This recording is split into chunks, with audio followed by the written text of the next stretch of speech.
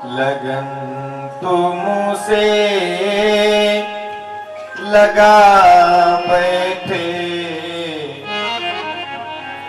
प्रहलाद जी महाराज कहते हैं गोविंद से, लगन तो मुँह से लगा बैठे, जो होगा देखा जाएगा।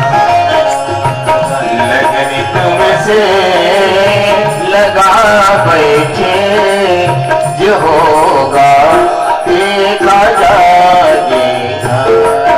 लगन तुमसे लगा बैठे, जो होगा देखा जाएगा। लगन तुमसे लगा बैठे, जो होगा देखा जाएगा। लगन तुमसे लगा बैठे, जो होगा देखा जाएगा। लगन तुमसे लगा बैठे, जो होगा देखा जाएगा। अपना बना बैठे, तुम्हें अपना बना बैठे, जो होगा देखा जाएगा। तुम्हें अपना बना बैठे, जो होगा देखा जाएगा। लगन तुमसे लगा बैठे, जो होगा देखा जाएगा।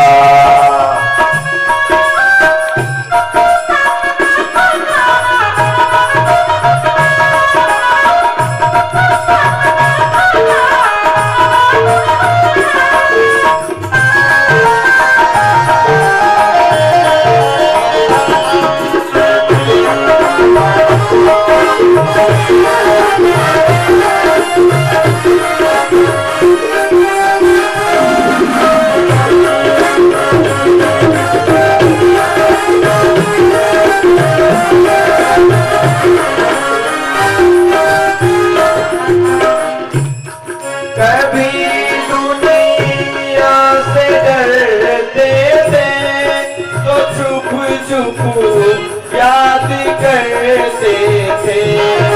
कभी दुनिया से डरते थे, तो छुप छुप याद करते थे। कभी दुनिया से डरते थे, तो छुप छुप याद करते थे। कभी दुनिया से डरते थे, तो छुप छुप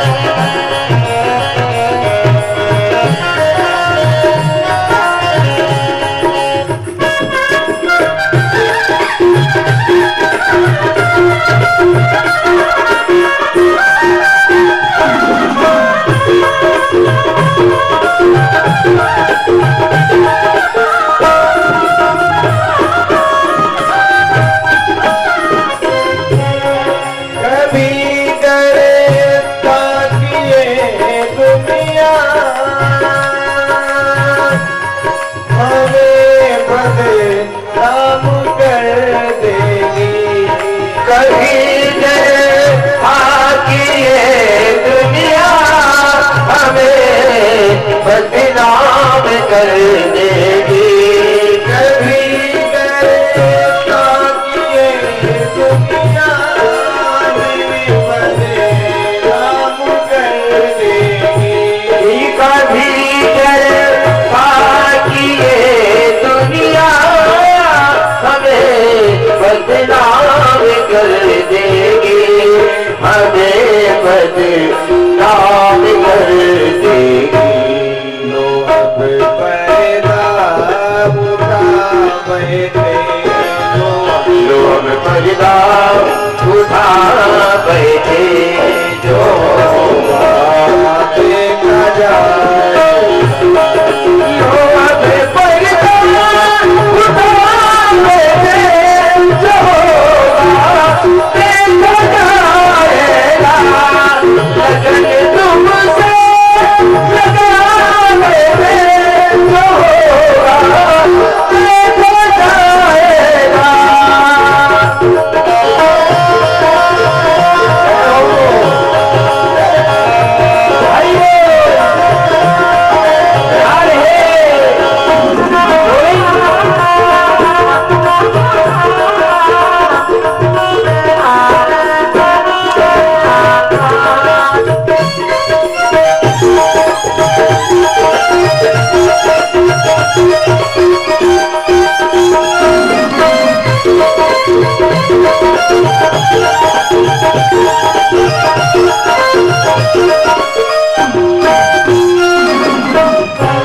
दीवाने बन गए तेरे, हमें दुनिया से क्या मतलब।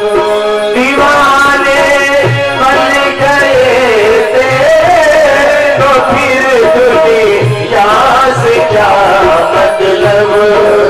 दीवाने बन गए तेरे, हमें दुनिया से क्या मतलब। दीवाने बन गए थे तो फिर दुनिया से क्या मतलब। तो फिर दुनिया से क्या मतलब। सभी से दिल हटा बैठे, सभी से दिल हटा बैठे जो देखा जाए। सभी से दिल हटा बैठे जो देखा जाएगा। लगन तुमसे लगा बैठे देखा जाए। लगन तुमसे लगा बैठे जो होगा देखा जाएगा।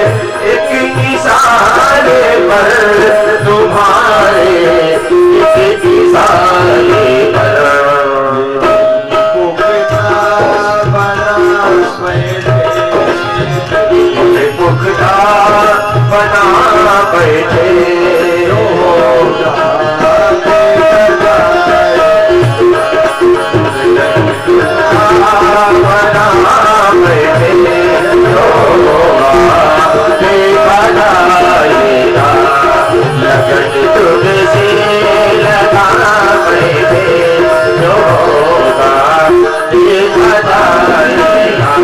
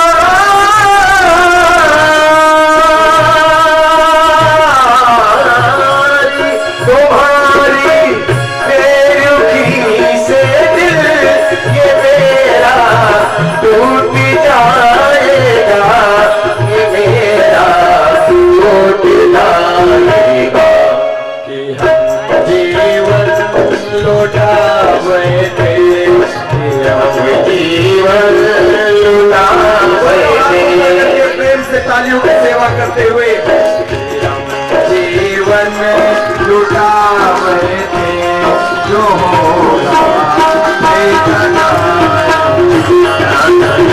जीवन लुटा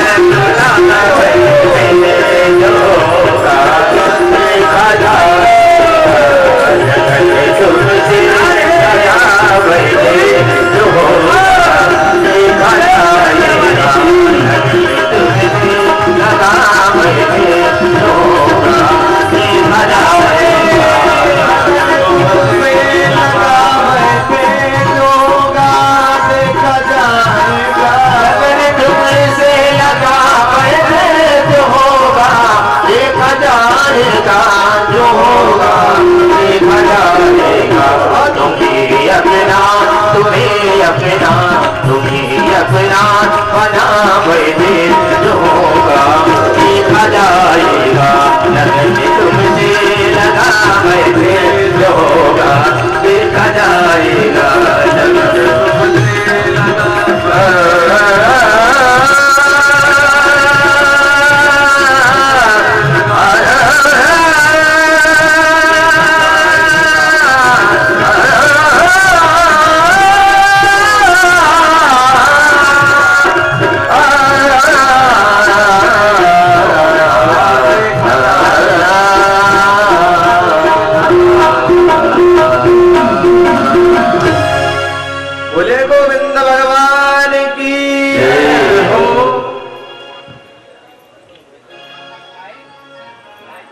राज्यसभा लगी है, गुरुजी लेकर के प्रहलाद जी को आए।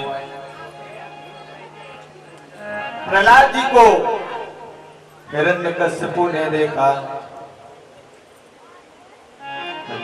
और अपनी गोद में बैठा लिया।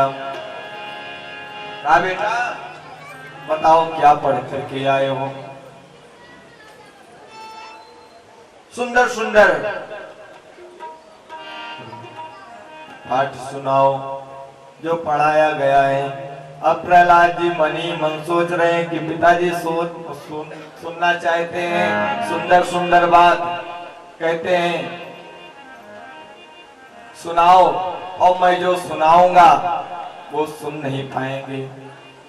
कई बार कहने पर प्रहलाद जी कहते हैं पिताजी सुनाऊं जो मैंने पढ़ा है? हाँ बेटा सुनाओ। कहा पिताजी सुनो। श्रवणम कीर्तनम विष्णु स्मरणं पाद सेवनम अर्चनं वंदनं दास्यम सख्यम आत्मनिवेदनम।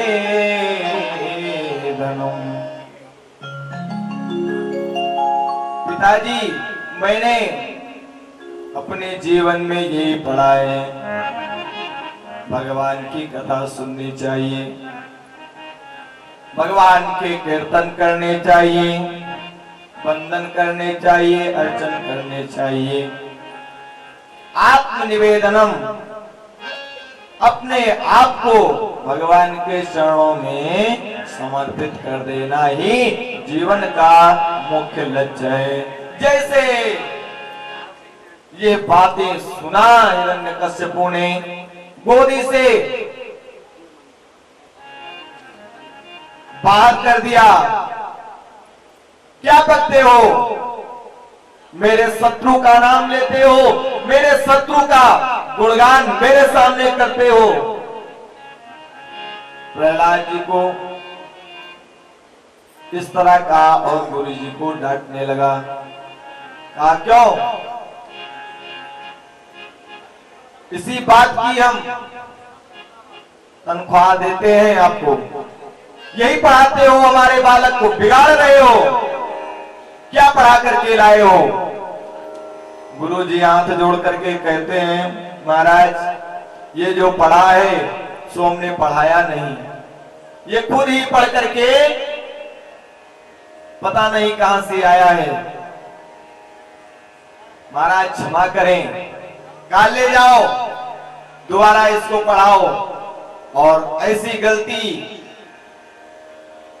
यदि इसने अब की बार की, दोबारा की,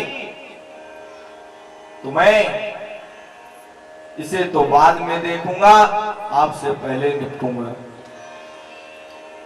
अब गुरुजी प्रहलाद को लेकर के पुनः विद्यालय में आए, हाथ जोड़ करके कहते हैं भैया काहे को हमारी नौकरी चाटने में लगे हो?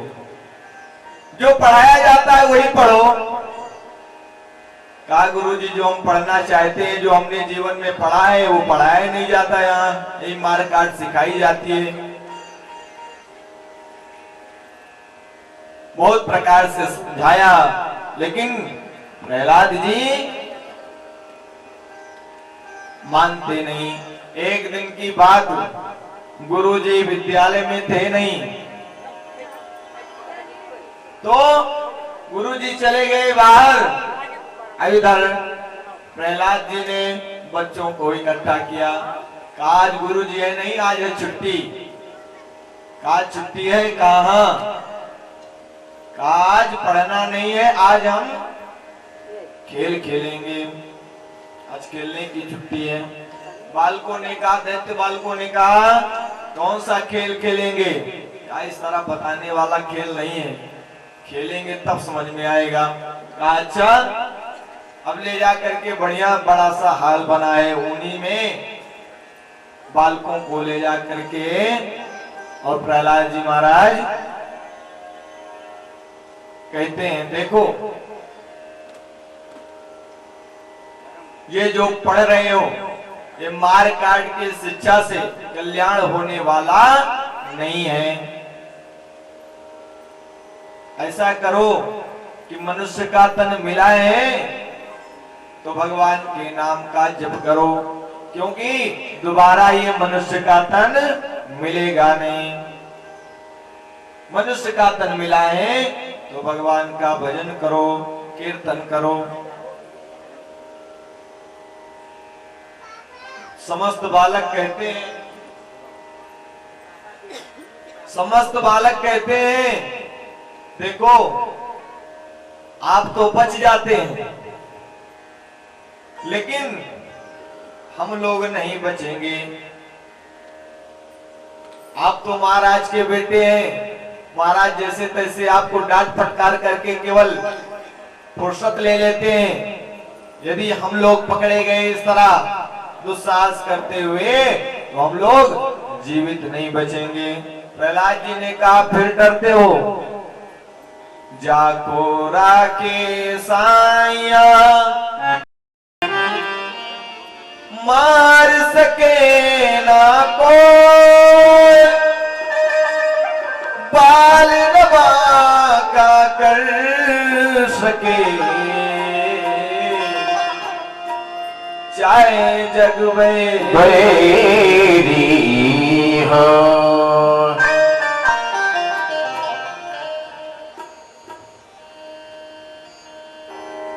इस प्रकार से समझाते हैं, गोविंद का कीर्तन कराते हैं, खुद कीर्तन करते हैं। समय बीतने पर फिर हिरण्यकश्यपु प्रहलाद जी को बुलवाता है और फिर पूछा, बेटा जो पढ़े हो सुनाओ।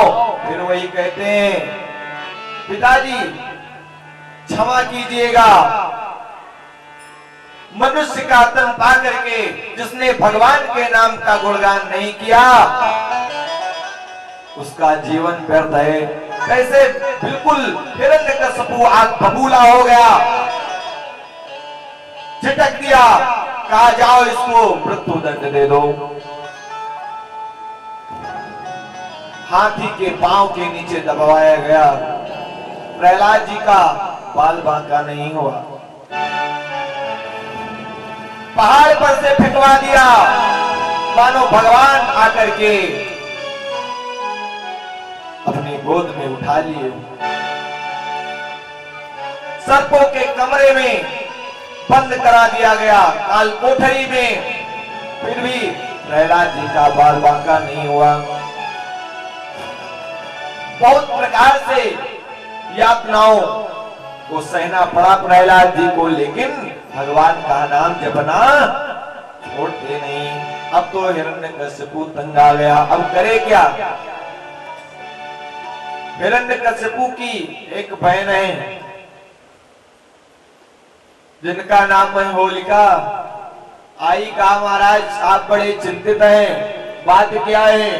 कहा, बहन क्या बताऊं, पता नहीं किस कुलांगार ने जन्म ले लिया है हमारे कुल में, हमारे शत्रु का गुणगान करता है। इसको मारने का बहुत प्रयास किया हमने, लेकिन जादूगर जैसा है, पता नहीं कैसे बच जाता है।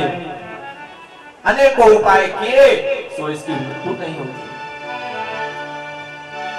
क्या महाराज बस इसीलिए आप इतने दुखित हैं, इतने हैरान हैं? कहा हाँ, आप चिंता मत करिए, मुझे वरदान है कि मुझे अग्नि जला नहीं सकती, तो आप अग्नि की व्यवस्था कीजिए, जलाने की व्यवस्था कीजिए, मैं उसे लेकर के अपने गोद में बैठ जाऊंगी, वो जल करके खाक हो जाएगा और मैं सुरक्षित निकल आऊंगी। प्रहलाद को किस तरह मारने का उपाय बताया हिरण्यकश्यपु की बहन ने। हिरण्यकश्यपु ने वैसे व्यवस्था किया, चिता लगाई गई और उसमें लेकर के होलिका ने हिरण्यकश्यपु के आदेश के अनुसार प्रहलाद जी को लेकर के बैठती, आग लगा दी गई। लेकिन कहते हैं भगवान के सच्चे भक्तों को पग पग पे सहारा मिलता है। भगवान जिसके ऊपर अपना हाथ रखे हो उसका कोई क्या बिगाड़ सकता है। अब तो अग्नि प्रहलाद जी को ना जला करके हिरण्यकश्यपु की बहन को जलाने लगी और उधर गाजे बाजे बज रहे हैं। सब लोग, सारे राक्षस उत्साह मना रहे हैं कि प्रहलाद जल रहा है और उस चिता से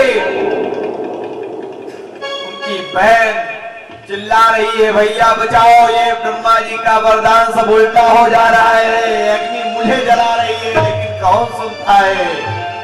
और उसी में जल करके खाक हो गई होलिका। प्रहलाद जी उसी राख को अपने ऊपर भगवान के चरणों की रज समझ करके अपने मस्तक पे लगा रहे हैं।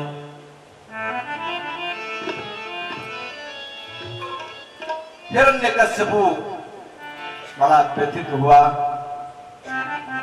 एक बार फिर गुरु जी को बुलाया, कहा ले जाओ इसको मेरी नजरों से दूर। विद्यालय में ले गए, पढ़ाने लगे। फिर वही पढ़ाते हैं राजसी विद्या। गुरुजी भी समझा करके हार गए हैं। समस्त बालकों को पता चल गया कि प्रहलाद कोई साधारण बालक नहीं है।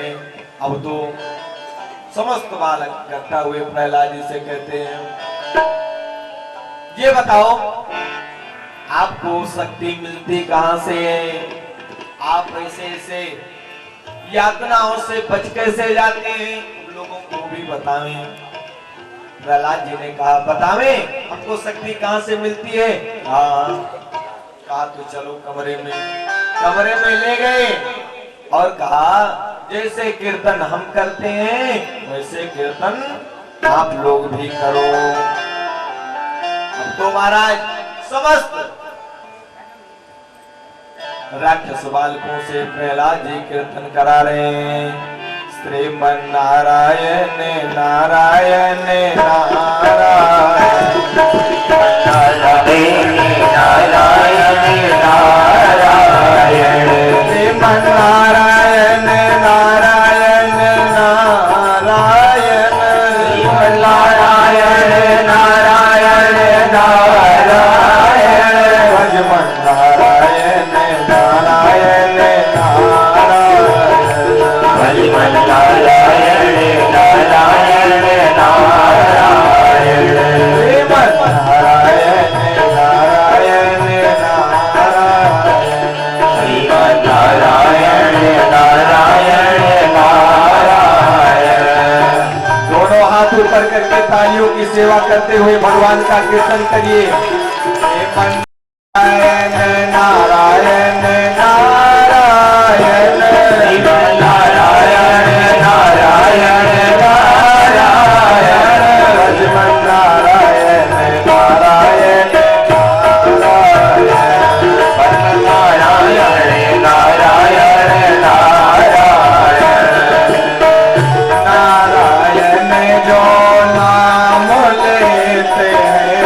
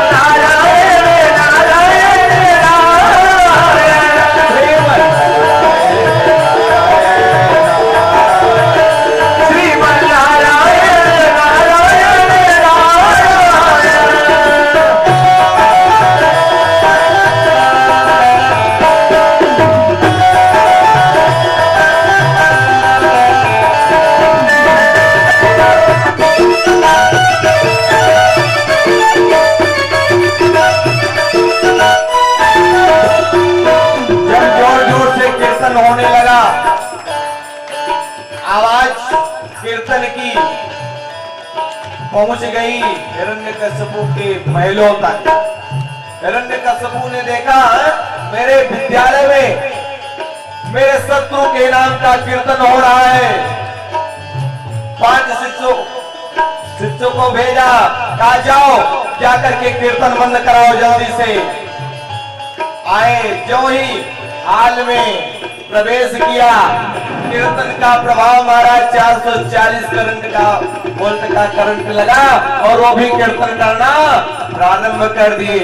भजमन नारायण नारायण नारायण, भजमन नारायण नारायण नारायण, भजमन नारायण भजमन नारायण, भजमन नारायण भजमन नारायण, भजमन नारायण नारायण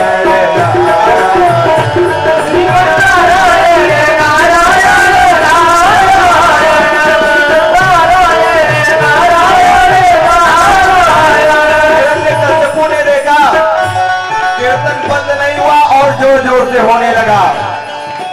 10 सैनिकों को बुलाया, कहा जाओ जल्दी से जाकर के कीर्तन बंद कराओ। वो 10 सैनिक आए महाराज, और जो ही हाल में प्रवेश करते हैं, कीर्तन का प्रभाव, भगवान की माया, वो भी कीर्तन करना प्रारंभ कर देते हैं।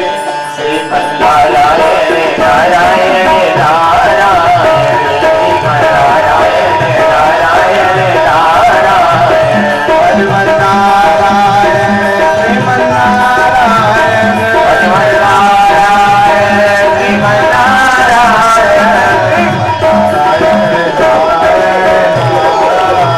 श्रीमन नारायण नारायण नारायण, श्रीमन नारायण नारायण नारायण। कीर्तन और जोर जोर से होने लगा। इतने में गुरुजी की नजर पड़ी। कीर्तन हो रहा है, हिरण्यकश्यपु मुझे जिंदा नहीं छोड़ेगा, तो जल्दी से आ रहे हैं कीर्तन बंद कराने के लिए। इधर बालकों ने देखा, प्रहलाद जी से कहते हैं, भैया प्रहलाद कहा गुरुजी आ रहे हैं। कहा आने दो गुरुजी को, आज इनसे भी कीर्तन कराते हैं।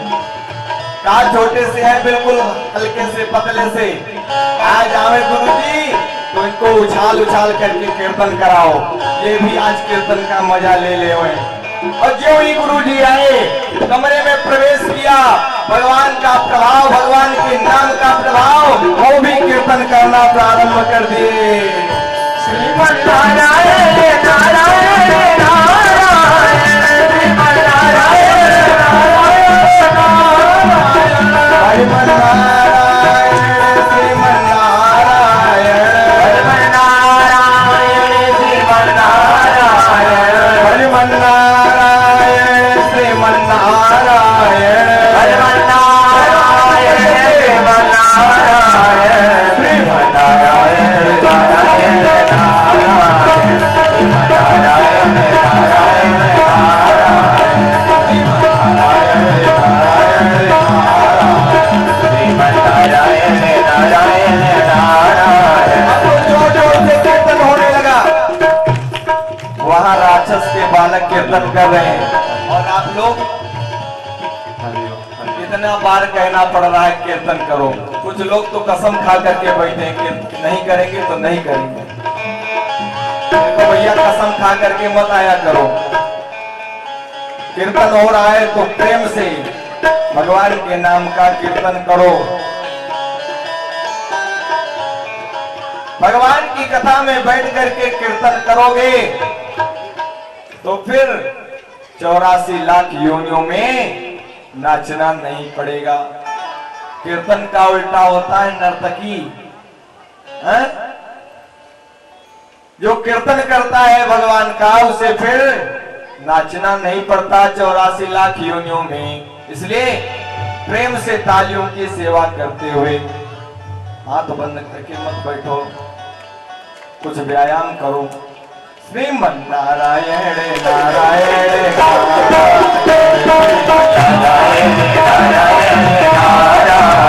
भजमन नारायण नारायण नारायण,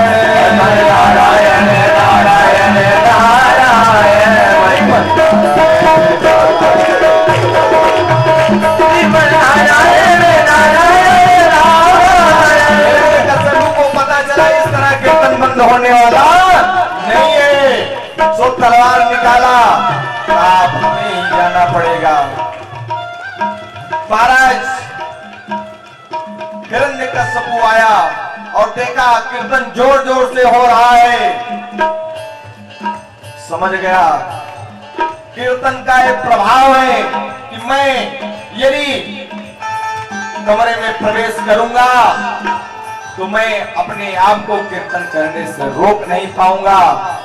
और यही हुआ है, जितने लोगों को हमने भेजा है कीर्तन बंद कराने के लिए, वो भी कीर्तन कर रहे हैं। सो हाथ में कला लिया और धाम से पटका, महाराज कीर्तन बंद।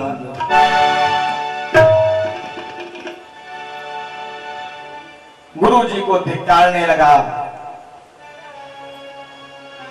कीर्तन करा रहे हो मेरे विद्यालय में, समस्त बालकों को बिगाड़ रहे हो, मेरे शत्रु के नाम का कीर्तन करा रहे हो, मैं तुम्हें छोड़ूंगा नहीं, मृत्यु दंड दूंगा और तुमसे तो मैं बाद में निपटूंगा, पहले इस प्रहलाद से निपट लो। हाथ पकड़ लिया, कहा आज तक तो तू जैसे तैसे बच गया, लेकिन अब आज तू बचेगा नहीं मेरे हाथों से, आज मैं तुझे मार डालूंगा। कहा तू बहुत अपने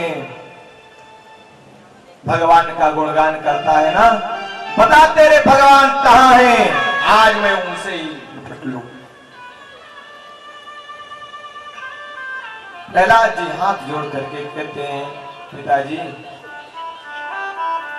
क्या बताऊं कहां मेरे भगवान हैं, मेरे भगवान तो सब जगह हैं,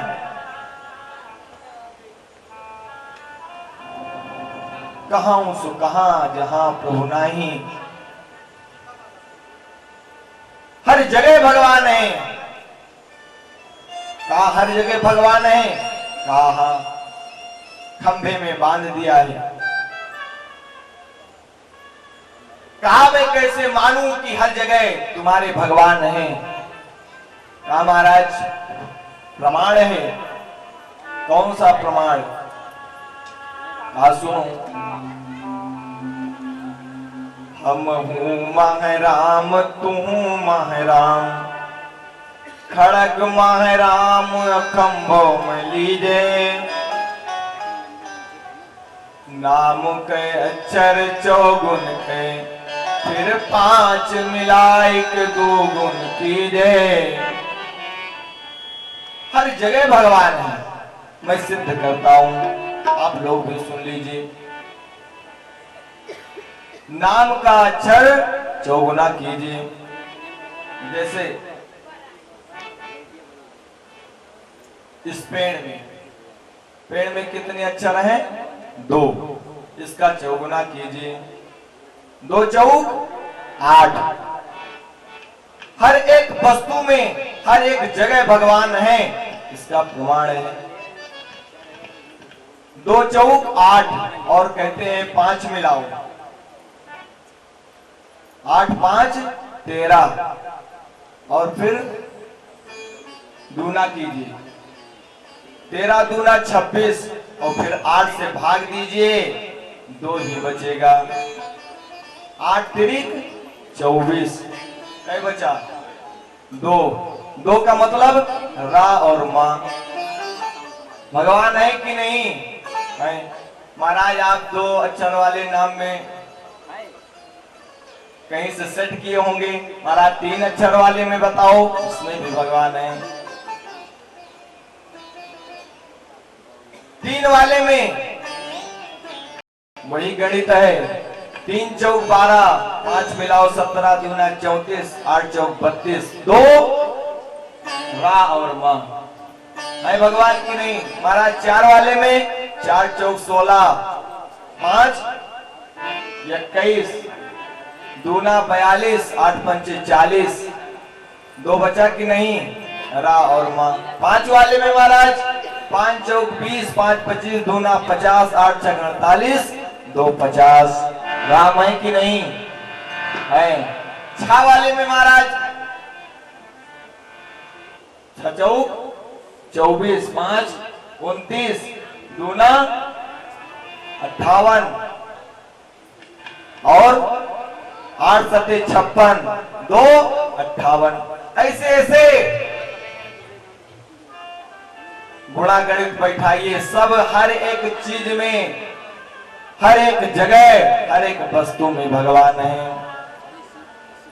जैसे कहा इस खंभे में भी भगवान है, कहा तो ठीक है आज देख लेता हूं। एक गदा उस खंभे में मारा खींच करके और महाराज नरसिंह भगवान प्रकट हो गए। बोले नरसिंह भगवान की।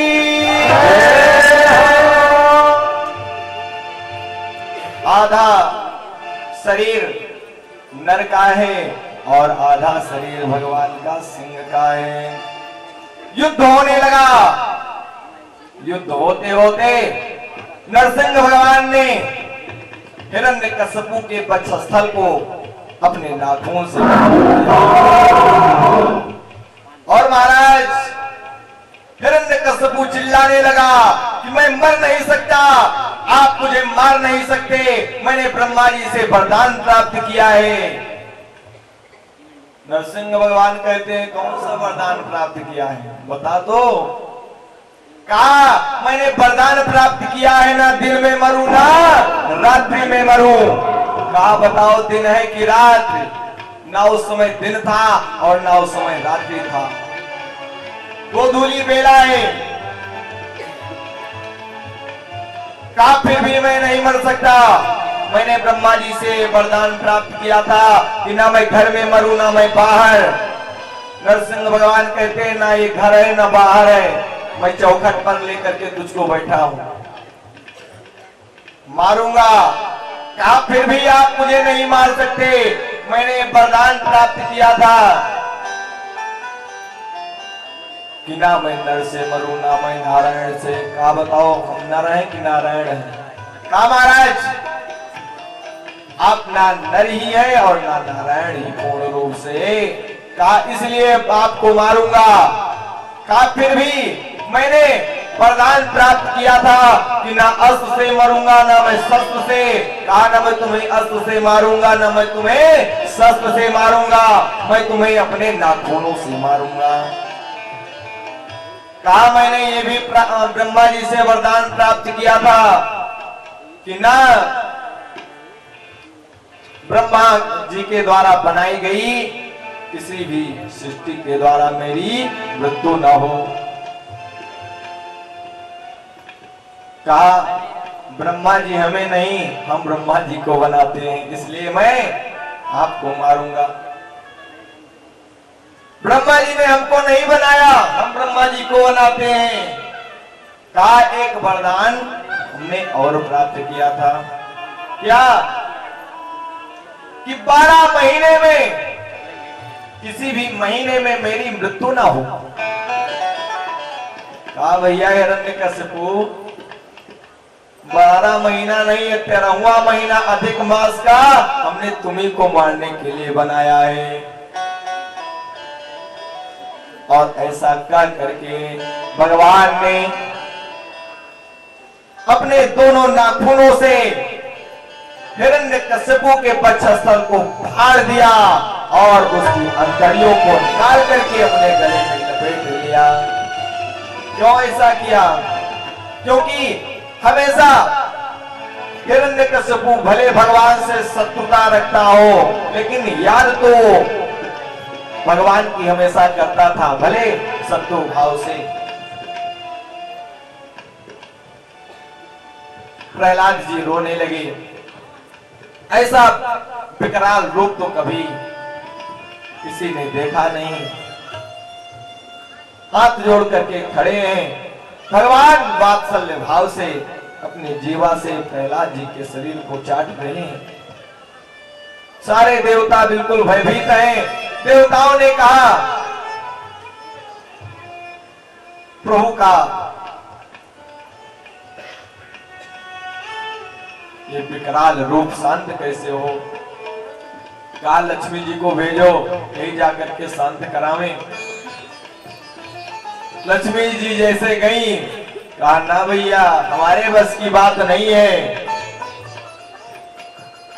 हम इसमें कुछ नहीं कर सकती। कहा फिर जिसके लिए भगवान ने ऐसा रूप धारण किया है, नरसिंह का रूप धारण किया है, वही भगवान के क्रोध को शांत करावे। प्रहलाद जी कहते हैं प्रभु आप शांत होए। भगवान ने कहा प्रहलाद बिल्कुल हम तुम्हारी तपस्या से, तुम्हारी आराधना से, तुम्हारे भक्ति प्रेम से मैं प्रसन्न हूं, मांगो क्या मांगना चाहते हो। प्रहलाद जी कहते हैं प्रभु आप यदि मुझे देना चाहते हैं तो और कुछ न दीजिए। मेरे पिताजी ने हमेशा आपसे शत्रुता रखी, हमेशा आपको गाली दिया। यदि आप मेरे ऊपर प्रसन्न हैं तो यही वरदान दें कि मेरे पिताजी की सदगति हो जाए। भगवान कहते हैं प्रहलाद तुम अब अपने पिताजी के सदगति की बात कर रहे हो, आपसे पहले मैंने आपके पिताजी को अपने धाम की प्राप्ति करा दिया।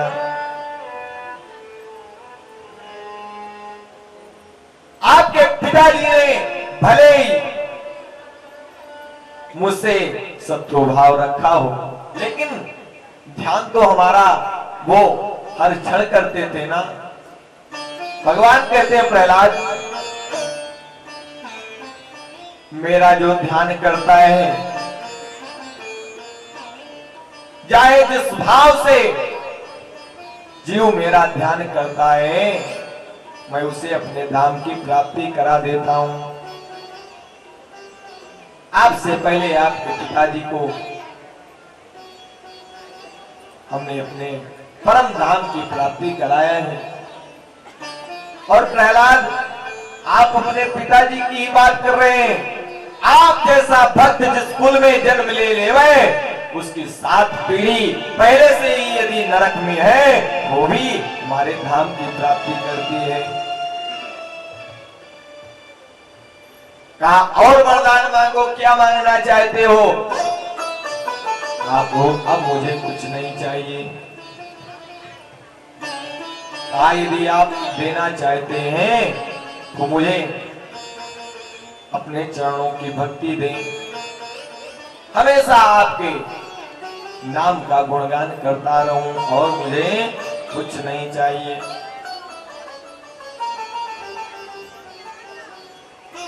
भगवान ने कहा एवं अस्तु। इस तरह का करके भगवान अपने धाम को गए और बहुत वर्षों तक प्रहलाद जी महाराज ने राज्य काज संभाला। फिर भगवान के धाम की प्राप्ति किया। आगे प्रहलाद जी महाराज की कथा को श्रवण कराया है स्वामी सुखदेव जी महाराज ने महाराज श्री परीक्षित जी को। यही कथा श्रवण कराए हैं सूत जी महाराज सौनक आदि ऋषियों को। और भी आगे बहुत कथाएं हैं, लेकिन समय इतना रहता है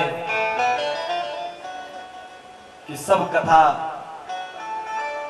समय के बीच में सुनाई नहीं जा सकती। हरि अनंत हरि कथा अनंता। समय भी हो गया है, क्योंकि आज भगवान के जन्मोत्सव को मनाना है। तो अब हम सीधा प्रणाम करके 10वें स्कंद में प्रवेश करते हैं। बोले गोविंद भगवान की जय हो। 10वें स्कंद की कथा श्रवण कराते हैं स्वामी सुखदेव जी महाराज महाराज श्री परीक्षित जी को। मथुरा के राजा हैं महाराज श्री उग्रसेन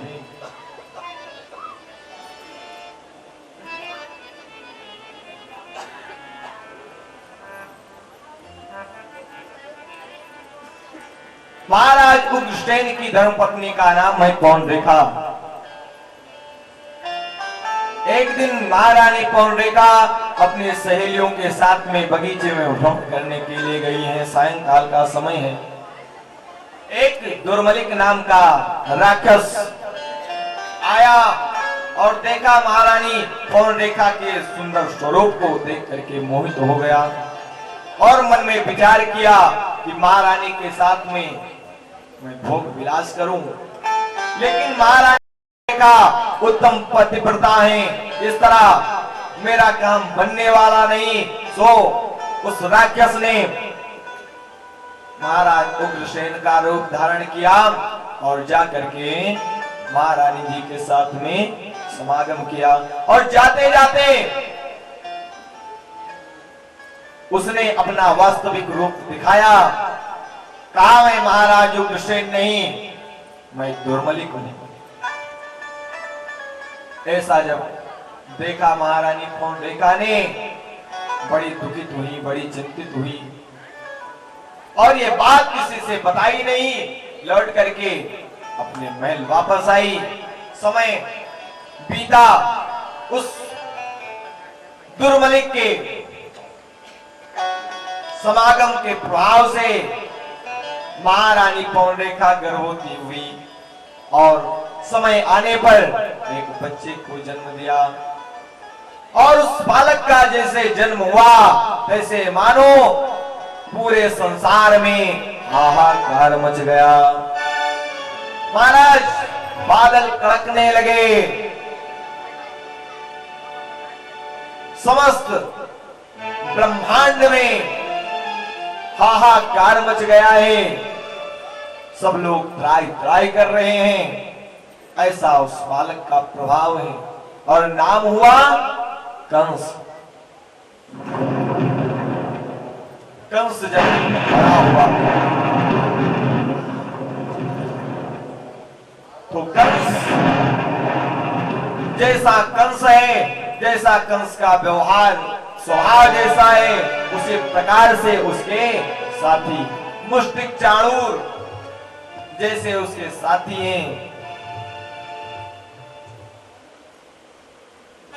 कोई गलत कार्य करता है कंस तो पिताजी धर्मात्मा है महाराज श्री उग्रसेन बेटे को समझाते हैं तो मानता नहीं।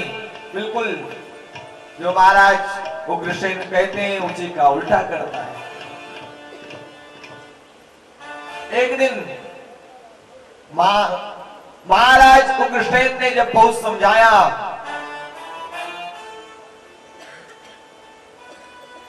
तो कंस ने अपने पिताजी के मुख पर तो कुछ नहीं कहा, लेकिन मन ही मन बड़ा व्यथित था, क्योंकि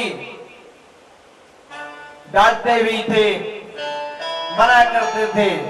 साथियों ने कहा क्या बात है भैया, आज इतने आप दुखित क्यों हैं? कहा पिताजी राजा हैं और ऐसे ऐसे कहते हैं, मना करते हैं, क्या बताऊं? कहा तो इसमें कौन सी बहुत बड़ी बात है, राजगद्दी अब आप संभालो, आप राजगद्दी संभालने के योग्य हो गए हैं। अपने साथियों के साथ में कंस गया और अपने पिता श्री उग्रसेन को जबरदस्ती राजगद्दी से उतार दिया और ले जाकर के कारागार में बंद कर दिया। कंस की एक मुंह भोली बहन है जिसका नाम है देवकी। राजभाग संभालने लगा कंस। एक दिन विचार किया मैं अपनी बहन का विवाह करूं और अपनी बहन का विवाह बड़ी धूमधाम से करूं।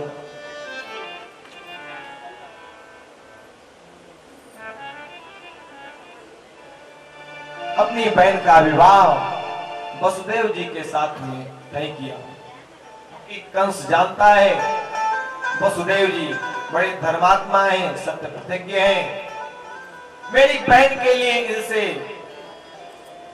अच्छा सुंदर पति और कौन हो सकता है। विवाह तय कर दिया, विवाह का समय आया। बड़ी धूमधाम से कंस ने अपनी बहन का विवाह श्री वसुदेव जी के साथ में किया। विदाई का समय आया, रथ पर अपनी बहन को बैठाया। वसुदेव जी भी बैठे हैं और सारथी से कहा मैं अपनी बहन के रथ को खुद चलाऊंगा। और जो ही रथ की बागडोर अपने हाथ में लिया, आगे बढ़ा रथ, जो ही आकाशवाणी हुई। क्या आकाशवाणी होती है? ऐ कंस, जिस बहन के विवाह में तू इतना आनंदित है, इतनी धूमधाम से जिस अपनी बहन का विवाह कर रहा है ना, इसी बहन के 8वें संतान के रूप में तुम्हारा काल जन्म लेगा और तुम्हारी मृत्यु होगी। इस प्रकार जब आकाशवाणी सुना, तब तो कंस डर गया, थर थर थर थर कांपने लगा। तुरंत तलवार निकाल लिया, कहा अब ना रहेगा बांस और ना बाजेगी बांसुरी। मैं अपने बहन को ही जीवित नहीं छोड़ूंगा तो इसके उदर से मेरा काल जन्म कैसे लेगा। तुरंत देवकी के केसों को पकड़ लिया कंस और मारना चाहता है। वसुदेव जी ने हाथ पकड़ लिया, क्या कर रहे हो? जिस बहन के विवाह में इतने आनंदित थे, इतनी धूमधाम से जिस बहन का विवाह कर रहे थे, उसी बहन को मारना चाहते हो? छोड़ दो इसे। कहा नहीं, मैं इसे छोड़ूंगा नहीं। इसके 8वें संतान के रूप में मेरा काल जन्म लेगा, तो इसलिए मैं इसी को नहीं छोड़ूंगा। कहा तुमको हमारे ऊपर विश्वास है कि नहीं? कहा बिल्कुल विश्वास है। तो कहा मैं तुम्हें वचन देता हूं, इनसे तो तुमको कोई खतरा नहीं, इनकी संतान से है। इनकी संतान होगी तो मैं आपको ला करके दे दूंगा, आप उसके साथ में जो चाहे करना, लेकिन इनको तो छोड़ दो, इनकी क्या गलती, और जाने दो। कंस ने कहा ठीक है, आपके ऊपर विश्वास है, मैं आपको वचन देता हूं कि इस समय नहीं मारूंगा, लेकिन आप दोनों को हमारे कारागार में रहना होगा। वसुदेव जी ने कहा ठीक है, जान बचे इस समय, बाद में जो होगा देखा जाएगा। और ले जाकर के कंस ने अपने कारागार में वसुदेव जी को और देवकी जी को डाल दिया। समय आया जब देवकी जी की पहली संतान उत्पन्न हुई, तो वसुदेव जी अपने वचनानुसार उस बालक को ले आकर के कंस को देते हैं। कहा महाराज मेरी पहली संतान है, आप इसको लीजिए। कंस कहता है मित्र जाओ, मुझे इससे कोई डर नहीं है, डर तो 8वीं संतान से है, सो 8वीं ला करके देना, इसको ले जाओ, ले जाकर के इसका लालन पालन करो। छोड़ दिया। ये सब दृश्य नारद बाबा देख रहे थे। हरे राम राम। ये कंस जब इतना धर्मात्मा हो जाएगा तब तो भगवान को आने में बहुत देर लगेगी। तुरंत नारद बाबा बीड़ा लेकर के आ गए और एक हाथ में कमल के पुष्प को लिया है। देवर्षि को प्रणाम किया, कंस ने आदर सत्कार किया, बैठाया, कहा आइए देवर्षि कैसे आना हुआ। नारद जी कहते हैं कुछ नहीं महाराज, बस ऐसे सोचा आपसे मिलता चलूं। बड़ी अच्छी बात है। नारद बाबा कहते हैं कंस देखो इस कमल के पुष्प में कितनी पंखुड़ियां हैं। कंस गिनता है 1 2 3 4 5 6 7 8। महाराज 8 कहा इधर से गिनो, कहा 1 2 3 4 5 6 7 8। कहा महाराज 8 हैं, कहा बीच से, कहा 8। तो कहा महाराज पहली 8वीं भी तो हो सकती है, और 8वीं पहली क्यों नहीं?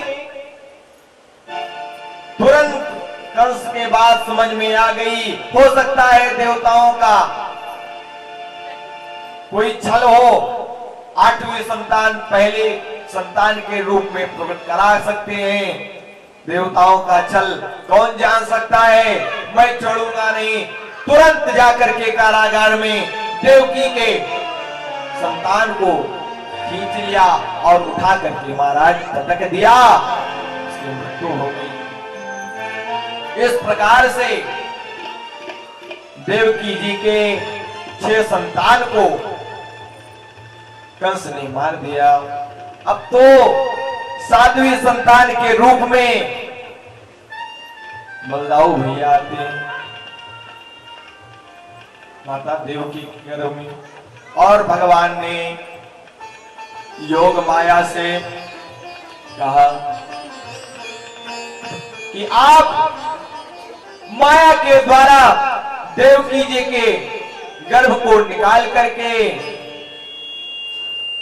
और मैया रोहिणी के गर्भ में प्रवेश करा दो।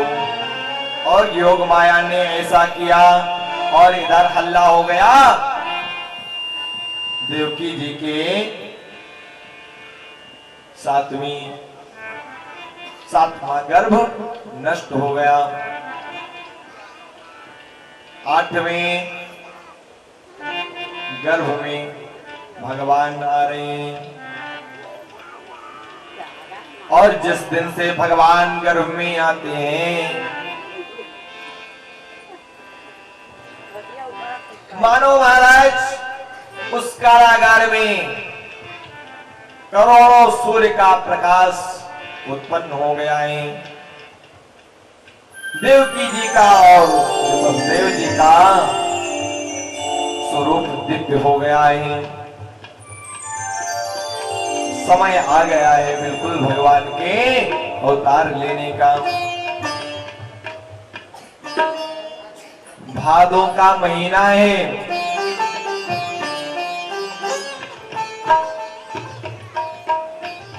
भादों का महीना, कृष्ण पक्ष, तिथि अष्टमी, दिन बुधवार और नक्षत्र रोहिणी।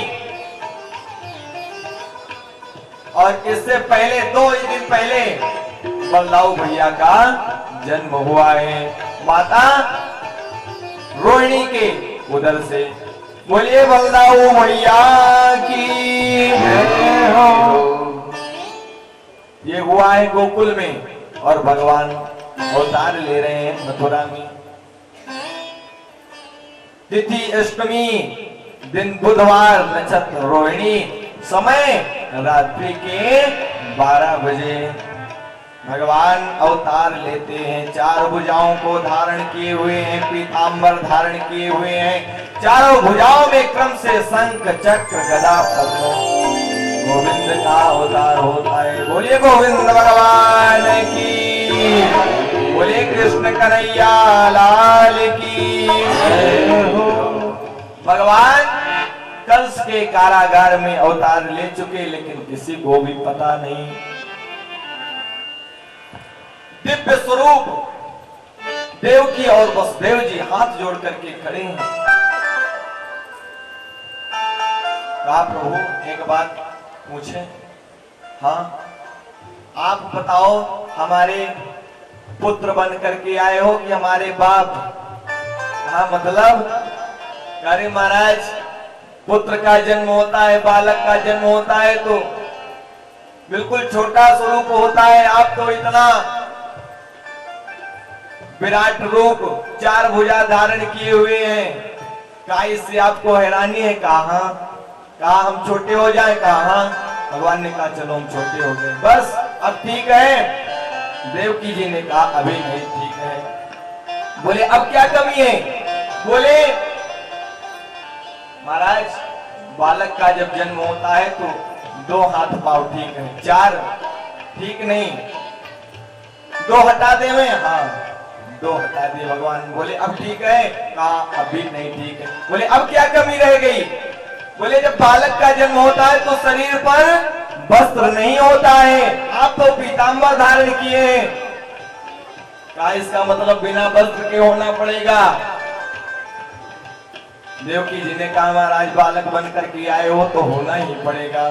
भगवान ने कहा यो मस्त ठीक है, अब ठीक है? कहा अब भी नहीं ठीक है। बोले अब क्या कमी रह गई? बोले बालक का जन्म होता है तो रोता है। भगवान ने कहा रोना पड़ेगा? माता जी ने कहा हाँ महाराज रोना पड़ेगा। कहा लेकिन रोएंगे तो सब काम बिगड़ जाएगा। भगवान का जब जन्म हुआ तो जितने भी पहरेदार थे सब सो गए, हथकड़ी बेड़िया सब टूट गई, ताले खट खट टूट गए सब। भगवान ने कहा रोना ठीक नहीं है, यहाँ रोएंगे हम जाकर के गोकुल में। और ये सब तो ठीक है लेकिन अब मैं जितना कहता हूं उतना सुनो। क्या कहते हैं भगवान? यही अवसर गोकुल हमें तात देव पहुंचाए, लावहु तनयानंद की देव कंस को जाए। इस अवसर पर हमें आप गोकुल पहुंचाए जितनी जल्दी से जल्दी हो सके। और वहां नंद बाबा के यहाँ एक कन्या ने जन्म लिया है, उस कन्या को ला करके महाराज कंस को दो और कह देना 8वीं संतान के रूप में इस कन्या ने जन्म लिया है।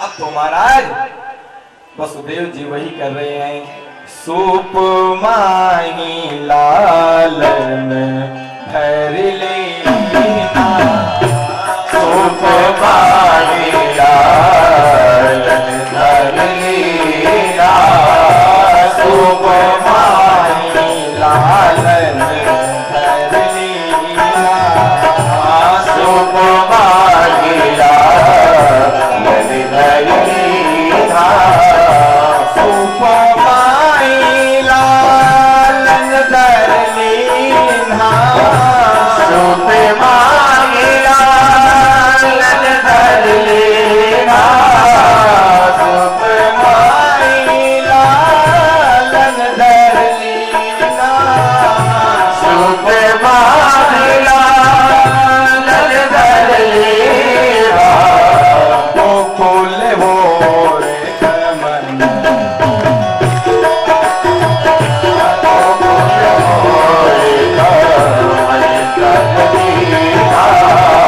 गोकुल भोर गमन पुन कीना,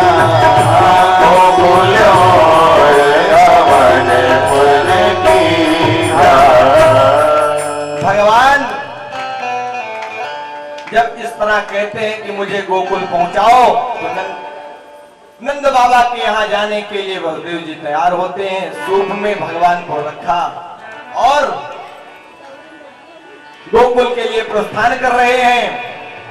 और मानो महाराज कंस के कारागार में चोरी हो गई। क्यों? पहरेदार लगाया है ना, कहीं आने जाने न पावे। महाराज पहरेदार सब खड़े खड़े सो गए, ताला खटाखट टूट गया, हथकड़ी बेड़िया पहले से ही सब खत्म।